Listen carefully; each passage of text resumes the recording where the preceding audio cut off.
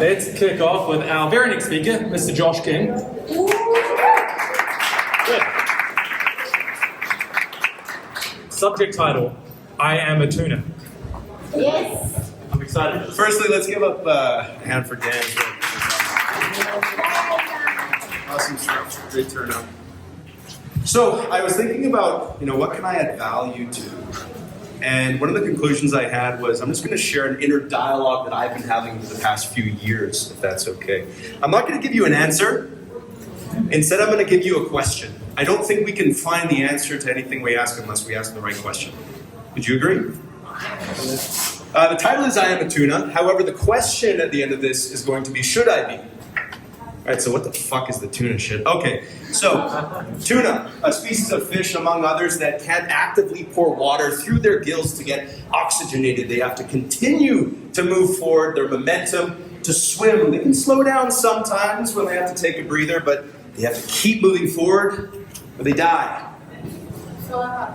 As a young kid, I realized I was similar to a tuna. I didn't stop moving. From 5, 6, 7 years old, my parents were divorced. I had to go back and forth between their places, ferry rides and drives, multiple times a week, living out of a bag. I never stopped living out of a bag.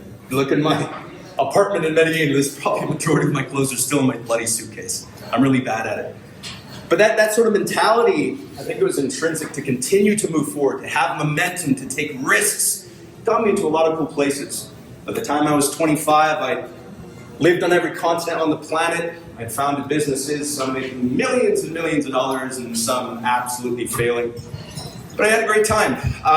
What I want to point out, and try to answer, or maybe just propose that question to you is, give you the pros and cons of what I've learned. I think I'm sort of an extreme example of that type of lifestyle. We have a lot of business guys here, a lot of entrepreneur people. We're imbued with that grind, work 20 hours a day mentality.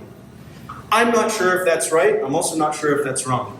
But I think it's important to ask the question for ourselves. Some pros I learned from this type of lifestyle. Man, I traveled a lot. Learned like 5 languages. Lived in, I've done the count recently, 60, 70 countries or whatever.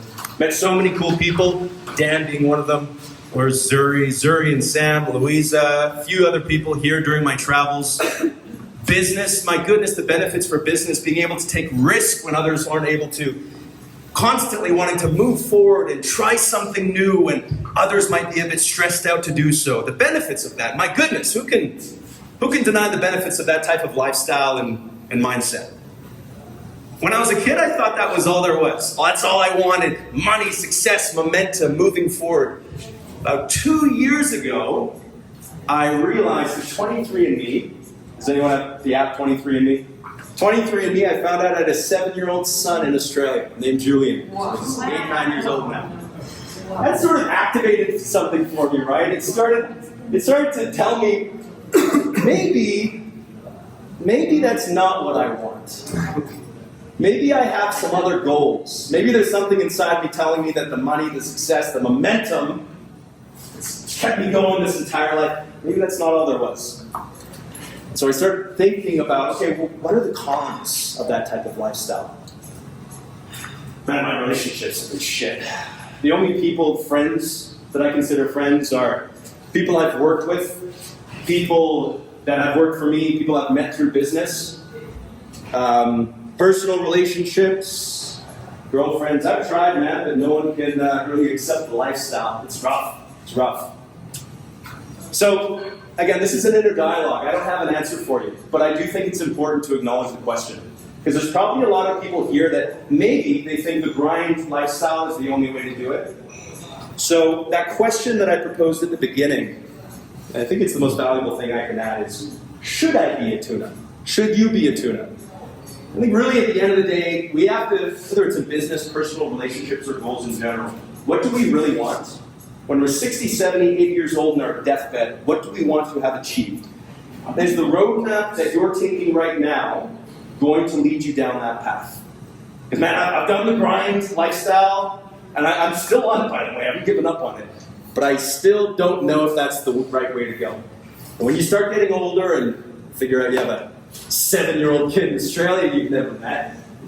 You know, things change, and you start thinking about your path a bit differently and implementing different business strategies and different lifestyle strategies to achieve what you potentially have found as a new lifestyle goal. So that's how I'll end. There might be a few tunas here. Grind 15 hours a day, 20 hours a day. That's what it's going to take to achieve. But maybe the question we should instead be asking is, should I be a tuna? And what do I want to do in life?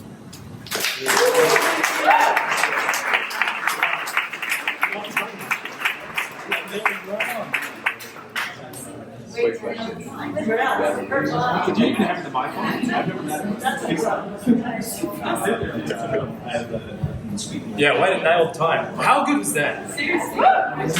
Very entertaining. Thank you so much, Josh. Can we get your attention? Josh. The stage is not yours anymore.